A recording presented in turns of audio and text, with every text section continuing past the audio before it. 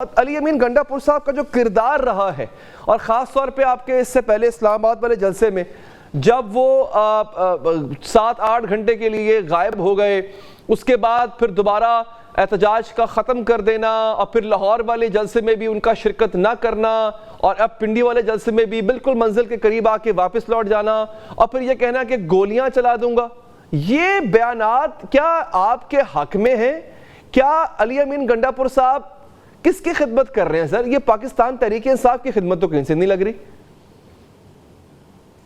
بہت شکریہ علی حیدر صاحب۔ اللہم صلی علی محمد وعلی آلہ وصحبہ وسلم۔ سب سے پہلے تو ابتدا میں 10-15 سیکنڈ حسن نصر اللہ صاحب پہ، جی، جس طرح ان کو شہید کیا گیا ہے، اور اس سے پہلے اسماعیل ہانیہ صاحب کو شہید کیا گیا، اور کچھ عرصہ پہلے قاسم سلیمانی صاحب ایران کے بہت بڑے ایک سرکردہ ان کے سپہ سالاروں میں سے تھے، ان کو شہید کیا گیا۔ مسلم امہ کے بیچ میں ذاتی اختلافات اپنی جگہ، لیکن امت مسلمہ میں سے اگر اسرائیل ہمارے کسی بھی بڑے لیڈر کو ہٹ کرتا ہے تو اگر کوئی سمجھے تو یہ ہم سب کے چہرے پہ تھپڑ ہے۔ کاش امت مسلمہ اس کو سمجھ سکے۔ پاکستان کا اس میں کلیدی رول ہے، امت مسلمہ اس طرف دیکھتی ہے، واحد اسلامک نیوکلیئر اسٹیٹ ہے۔ میں سمجھتا ہوں جو بھی وزیر اعظم کی کرسی پہ بیٹھے، ماضی میں جناب عمران خان صاحب تھے، اس وقت شہباز شریف صاحب ہیں، ان کو سب کو اپنا رول ادا کرنا چاہیے۔ امت مسلمہ کو کھٹا کیجئے، OIC کو بلانے کی کوشش کیجئے، مردہ گھوڑا ہے لیکن اس میں سانس ڈالنے کی کوشش کیجئے، اپنی بساط میں جو کچھ ہے، کیونکہ میں آپ کی بات کاٹ رہا ہوں سر۔ حسن نصر اللہ کا ایک بیان ہے، وہ شاید میرے پاس ہوتا کیونکہ آپ کی گفتگو سے مجھے یاد آیا۔ حسن نصر اللہ صاحب نے ایک دفعہ اپنی تقریر میں اپنی قوم سے تقریر کر رہے تھے، انہوں نے کوٹ کیا تھا کہ ہمیں امریکہ کی ڈومیننس کا انکار ایسے کرنا ہے جیسے 3 دن پہلے ہمارے ایک برادر ملک پاکستان کے وزیر اعظم نے کہا تھا کہ ہم کوئی غلام ہیں۔ یہ الفاظ انہوں نے کوٹ کیے تھے، ان کے عربی کے ایک خطبے میں یہ ہے، ٹی وی پہ کافی چل رہا تھا وہ، تو انہوں نے کوٹ کیا تھا پاکستان کو۔ علی حیدر صاحب، آپ بھی ینگ جنریشن ہیں، ہماری جو نوجوان ہیں ان کو آپ کے اس پروگرام کی وساطت سے میں دعوت عام دوں گا۔ آپ پچھلے 60 سال کی اسلامک لیڈرشپ کی ہسٹری دیکھیے، پڑھیے۔ جو اسلامک لیڈر، چاہے معمر قذافی ہوں، چاہے صدام حسین صاحب ہوں، چاہے شاہ فیصل ہوں، چاہے ذوالفقار علی بھٹو صاحب ہوں، چاہے عمران خان ہوں، چاہے لیاقت علی خان ہوں، جو بھی مغربی استعمار کے سامنے کھڑا ہوا یا اس نے آزاد خارجہ پالیسی کی بات کی، اس کو نہیں رہنے دیا گیا۔ ہم خوش قسمت ہیں کہ عمران خان ابھی تک ماشاءاللہ اللہ کے کرم سے زندہ ہیں، ورنہ انہوں نے جو کیا ہے مثالیں آپ کے سامنے ہیں۔ بہرحال آپ کے سوال کی طرف آتے ہیں۔ علی امین گنڈاپور سر، بڑا ہی ان کا ایک ڈوبیس سا کردار رہا ہے پچھلے دنوں میں سے۔ میں نے 2 دن پہلے ان کو ایک میسج کیا، اچھا، اور میں نے ان کو دعا بھیجی، اور شاید وہ میرا یہ پروگرام سن رہے ہوں، ان کو یاد آ جائے گا۔ میں نے کہا اللہ آپ کی مدد کرے، آپ اس وقت اپنی زندگی کے شاید مشکل ترین امتحانوں میں سے ایک امتحان میں سے ہیں۔ اس کی وجہ یہ ہے کہ عمران خان صاحب کی رہائی کے لیے پوری پاکستانی قوم کی نظریں تحریک انصاف اور آپ کی طرف ہیں۔ دوسری طرف آپ نے صوبہ بھی چلانا ہے، اور اس کے ساتھ ساتھ اس لیول پہ بھی اسکلیشن آپ یہ نہیں لے کے جا سکتے جہاں ڈائریکٹ ٹسل ہو۔ خون خرابہ تو نہیں کرا سکتے، نہ کرانا ہے، نہ ہم افورڈ کر سکتے ہیں۔ اور میں یہ بھی آپ کو بتاؤں، وہ تو کہتے ہیں میں گولیاں چلا دوں گا۔ دیکھیں اس پہ آتے ہیں۔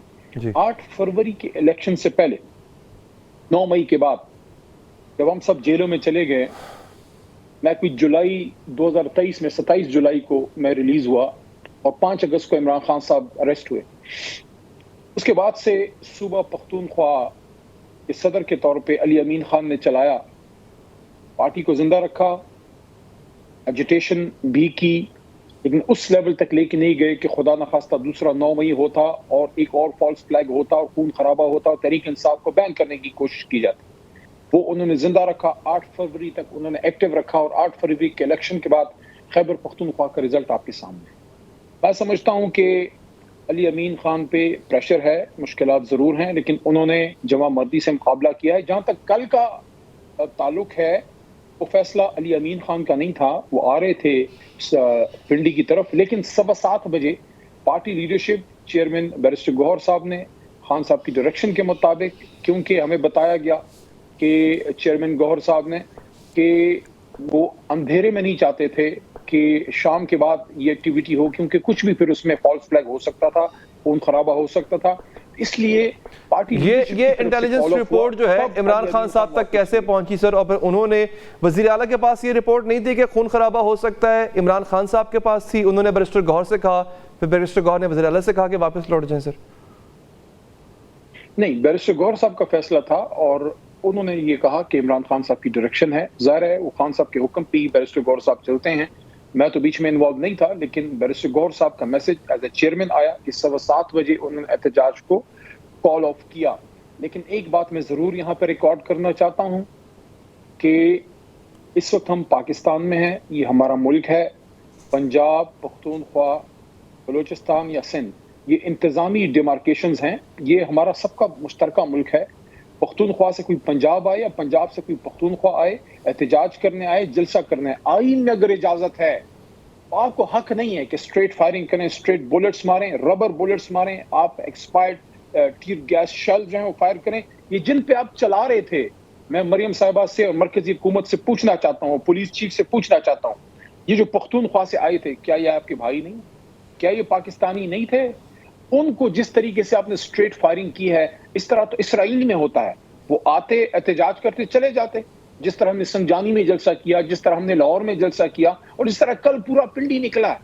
دیکھیں 12 گھنٹے، آخری بات، 12 گھنٹے کل ہمارا پنڈی میں احتجاج ہوتا رہا، علی حیدر صاحب، ایک گولی نہیں چلی، لیکن جب پرامن احتجاج منتشر ہوا 7:15 بجے، اس کے بعد سنا ہے کہ ایم این اے ایک کوئی مسلم لیگ نون کے آئے ہیں اور انہوں نے کمیٹی چوک کے ایریا میں فائرنگ کی ہے۔ اگر پہلی فائرنگ ہوئی ہے ہماری طرف سے نہیں ہوئی، نون کی طرف سے، کوئی پوچھنے کی ہمت کرے گا کہ یہ کیوں ایسا کیا گیا اور ہمارے لوگوں کو اسٹریٹ فائرز کیوں کیے گئے، ربر بلٹس کیوں چلائے گئے؟ کیا ہم پاکستانی نہیں ہیں؟ کیا ہمیں حق نہیں ہے احتجاج کا؟ کیا یہ آئینی حق آپ ہم سے چھین کر کیا میسج دینا چاہ رہے ہیں؟ اچھا سر، میں ایک سوال، مجھے وقفہ لینا ہے، میں وقفے کے بعد حاضر ہوں گا سر۔ سوال میں ایک چھوڑے جاتا ہوں، بلکہ پی ٹی آئی کے کارکنان کی دھمکیاں، پی ٹی آئی والوں کی دھمکیاں، گولیاں چلانے کی بات کرنا، پولیس والوں کی شلواریں لٹکا دینا اور پھر پتھراؤ کرنا، یہ بھی پرامن احتجاج کو کہیں سے ریفلیکٹ نہیں کرتا، ایک۔ اور دوسرا یہ سر کہ علی امین گنڈا پور اپنی منزل کے قریب آ کے، بڑا عجیب لگتا ہے کہ وہ منزل کے قریب آتے ہیں، اچانک ان کو یہ میسج ملتا ہے کہ آپ واپس چلے جائیں، اور یہ ایک دفعہ نہیں، یہ 3 دفعہ ہو چکا ہوا ہے سر۔ تو کوئی اس پہ سوال کیوں نہیں کرتا؟ آپ کی قیادت میں سے سوال کیوں نہیں کرتا سر؟ اور پھر جب انہوں نے کہا کہ میں گولیاں چلاؤں گا، میں 10 گولیاں چلاؤں گا، تو اس پر آپ کا کیا موقف ہوگا؟ وقفے کے بعد علی محمد خان صاحب سے پوچھیں گے کہ یہ کیوں ایسا کیا گیا اور ہمارے لوگوں کو اسٹریٹ فائرز کیوں کیے گئے، ربر بلٹس کیوں چلائے گئے؟ کیا ہم پاکستانی نہیں ہیں؟ کیا ہمیں حق نہیں ہے احتجاج کا؟ کیا یہ آئینی حق آپ ہم سے چھین کر کیا میسج دینا چاہ رہے ہیں؟ اچھا سر، میں ایک سوال، مجھے وقفہ لینا ہے، میں وقفے کے بعد حاضر ہوں گا سر۔ سوال میں ایک چھوڑے جاتا ہوں، بلکہ پی ٹی آئی کے کارکنان کی دھمکیاں، پی ٹی آئی والوں کی دھمکیاں، گولیاں چلانے کی بات کرنا، پولیس والوں کی شلواریں لٹکا دینا اور پھر پتھراؤ کرنا، یہ بھی پرامن احتجاج کو کہیں سے ریفلیکٹ نہیں کرتا، ایک۔ اور دوسرا یہ سر کہ علی امین گنڈا پور اپنی منزل کے قریب آ کے، بڑا عجیب لگتا ہے کہ وہ منزل کے قریب آتے ہیں، اچانک ان کو یہ میسج ملتا ہے کہ آپ واپس چلے جائیں، اور یہ ایک دفعہ نہیں، یہ 3 دفعہ ہو چکا ہوا ہے سر۔ تو کوئی اس پہ سوال کیوں نہیں کرتا؟ آپ کی قیادت میں سے سوال کیوں نہیں کرتا سر؟